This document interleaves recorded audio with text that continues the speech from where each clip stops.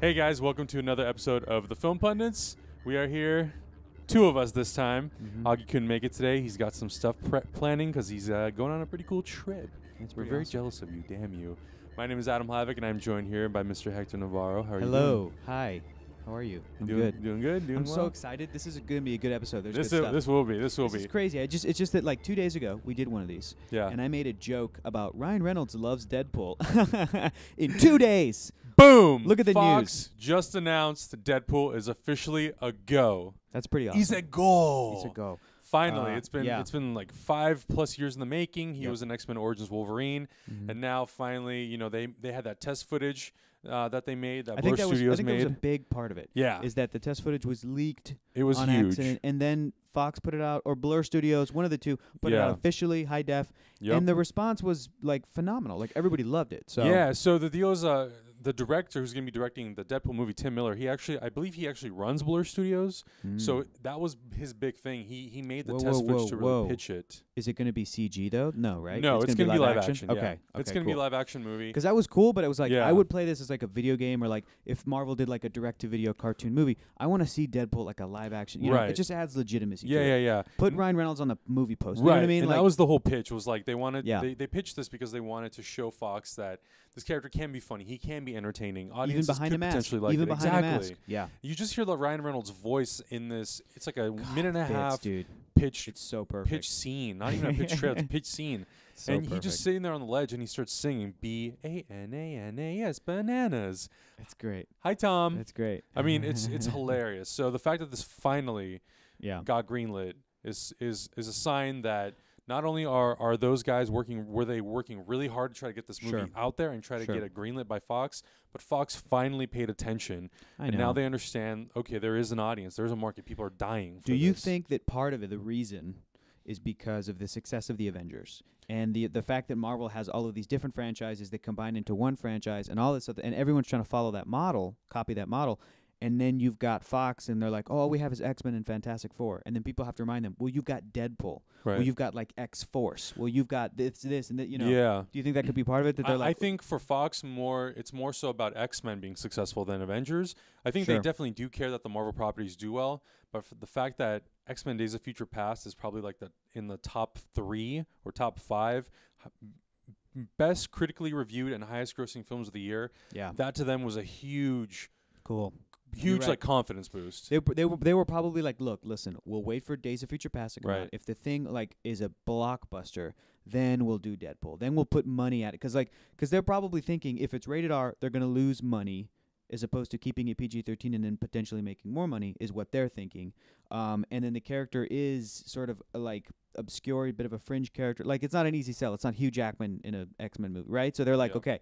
If And his Days face of is Future covered Past, the entire movie. Right. Well, hopefully not the entire, but like that's the character, Right. you know. So yeah, I bet you that was part of it. They're like, fine, okay, we'll throw this amount of money, knowing that we might not make as much. Whatever. I don't know. I don't Right. know how those things work, but Yeah. we're getting a Deadpool movie. Yeah, Who we're finally cares? getting it. I'm really excited because Yeah. I watched X-Men Origins Wolverine, and that's obviously not Deadpool. But even though it's not Deadpool, Ryan Reynolds Great still casting, though. played the character very, Listen, very well. it's not Deadpool, but the scene where he's Wade Wilson. Yeah. With the two swords Yep. and like mouthing off, and you're Mhm. like, yeah, it's perfect casting. Exactly. Like, put him in a suit. Like, Exactly. It's, so close. Yeah, and I mean this pitch trailer. If you haven't seen it yet, we'll put a link in the description below. Go watch this thing. It is absolutely hilarious. It's great. It demands repeat viewings because you'll miss does. jokes. There's just a lot of subtlety and stuff in there. And if you're a fan of that, go read some Deadpool comics, because there's a reason that in the comic book community he's so popular. Right. He's as popular as he is.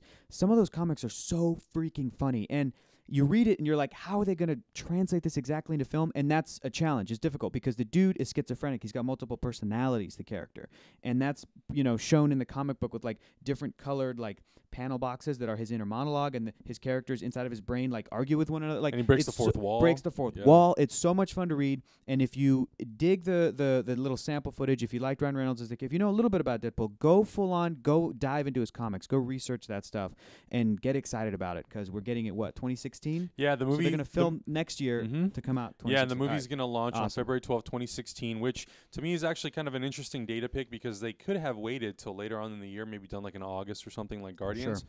But I have a big feeling that the reason they did this movie before X-Men which comes out in May of 2016. Oh. They're probably going to try to use that as like a tail end kind of way to promote X-Men, but to also get people from X-Men to go to Deadpool. Absolutely. You know, by telling people, hey, there's a scene at the end of Deadpool that's for X-Men Apocalypse. Go check out Deadpool. Of course. You know, of course. It's a Isn't February it's a big tactic, but isn't February also like a month common for like action movies that are rated R, like a little bit, yeah, you know what I mean? Die Hards it's like, and all those kind of movies. dude, so yeah. like, could this thing be rated R? What do you think, man? I hope so, and by the test footage that they made, it definitely has more of an R-rated feeling. I mean, he says the F word in it, which obviously is not, you know, you can still do that. You have permission to do it once, I think, in a PG-13 movie. Yeah.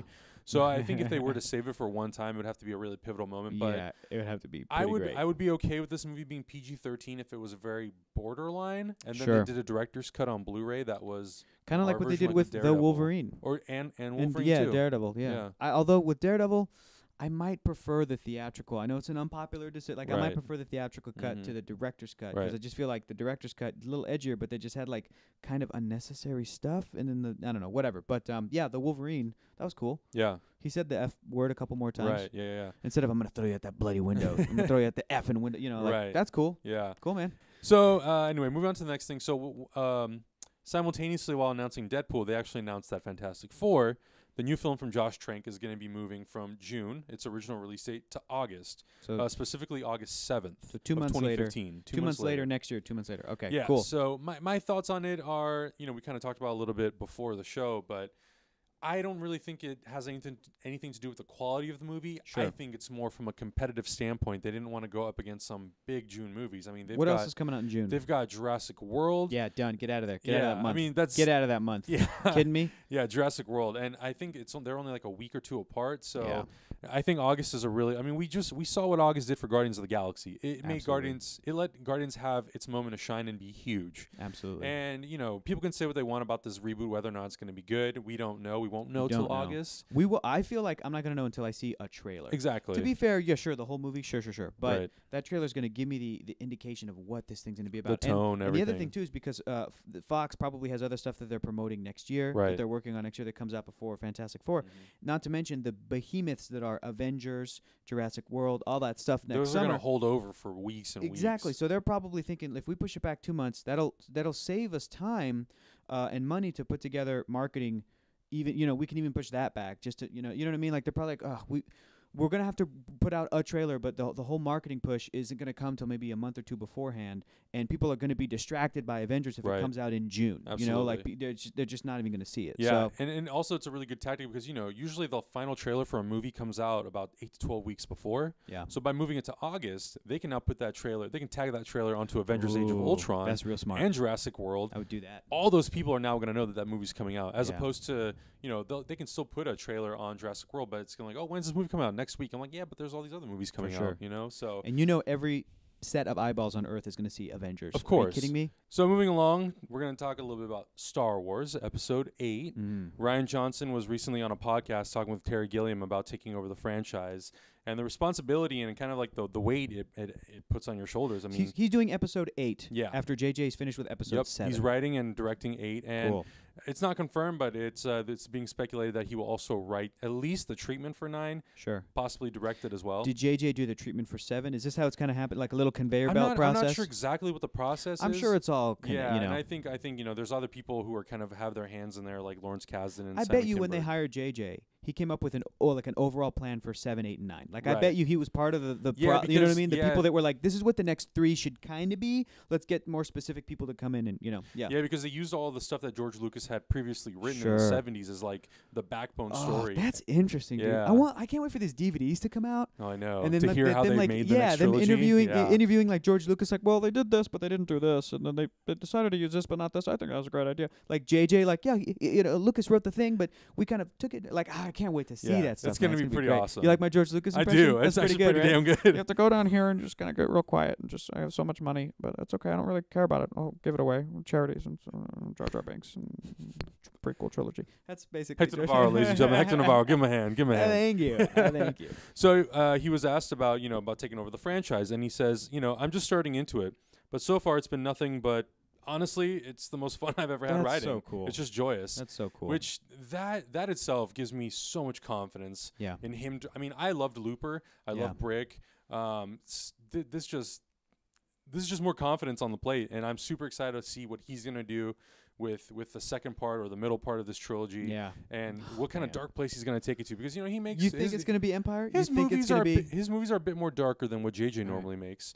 So I think it'll be. I don't know if it'll be dark. Which is maybe why Star Trek Into Darkness didn't ring true. You know what I mean? Maybe that might be it. Is because it was JJ trying to be a little too Empire, maybe. Yeah, maybe. And JJ's like, I'm a New Hope guy. I don't know. Like that exactly. might be it. That's really interesting. I totally agree with that. Yeah, I think JJ's definitely like a New Hope guy. Rian Johnson is definitely like the Empire Return of the Jedi. Have you seen the first episode of Lost that JJ Abrams directed? I did see the first episode. First episode is it's like a New Hope. It's so much potential. It's beautiful. Yeah, it's great. And the rest of the show gets dark. I love the rest of the show. It's amazing. But yeah, that first episode still might be that whole show's finest hour. Yeah. It's just JJ coming in and right. And then peace out. I'm gonna direct Mission Impossible. But I think that's what's such a key thing about him coming on to Star Wars. Like you said, he came in on Lost, made a huge impression, and set the tone. He comes into Star Wars, directs the first movie, sets the tone. Now Rian Johnson can take that over and, how can I mold around what JJ created? That's so cool. And how can I take it to the next step? And, one of the other things he talks about is he talks about Kathleen Kennedy and the whole creative team at Lucasfilm. Yeah. They give them absolute freedom. They said, look, these are kind of the guidelines. This is where we generally want the story to go.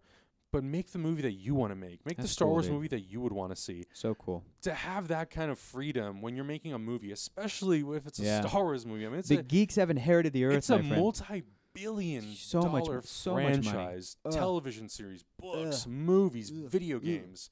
Pogs. I mean, they make everything. I mean, they make utensils. They make my underwear. So we're going to move over to some honorable mentions. These are just other news topics that have happened this week that we don't have time to cover in full detail. Yeah, we got stuff to do. We got movies to review and things to do. That's right. The first bit is Zachary Quinto was interviewed, and he was asked about Star Trek 3, which is going to be directed by Roberta Orci, who co-wrote the previous 2 Star Trek movies. And he was asked about, when are they going to start filming? And he said that it could be anytime within the next 6 months. Great, because they're trying to get the movie out in 2016, which is the 50th anniversary of the very first Star Trek show, the very first episode, 1966, the original series Star Trek. That's awesome. How do you feel about that? I know you're a big Star Trek fan. I'm a huge Star Trek guy. I think that's really smart because, what was it, just last year, the year before, 2012, Skyfall. Right, that was the 50th anniversary of Bond, and that movie it was 2012. I think it was 2012, right? Wasn't it? Skyfall. Jeez, whatever.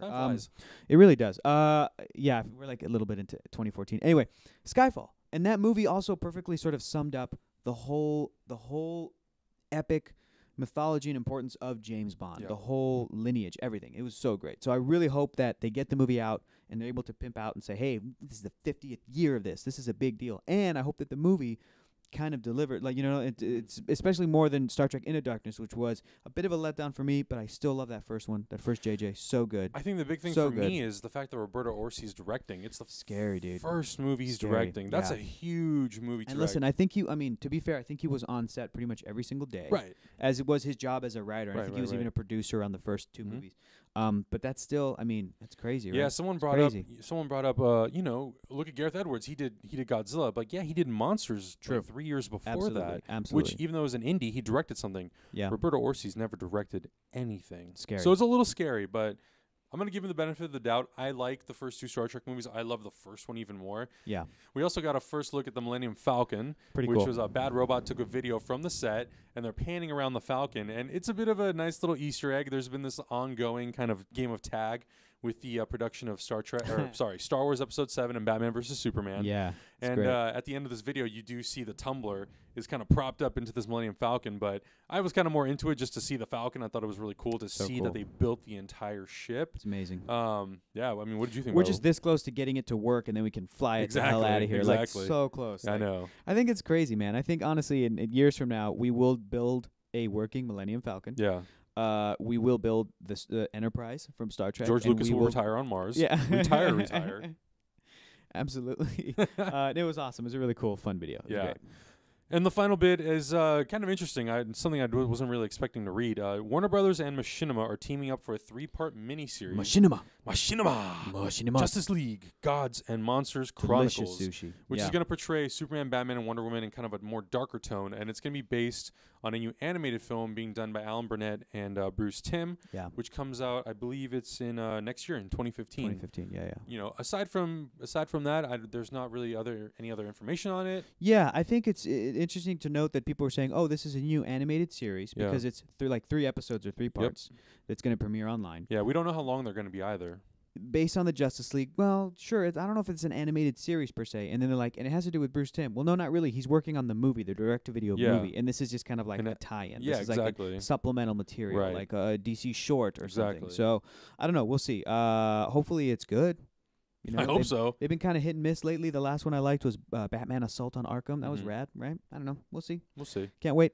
But anyway, that's going to wrap it up for us. If you guys want to follow us on social media, you guys can subscribe to us here, youtube.com/thefilmpundits. You guys can also like the video, share it with your friends.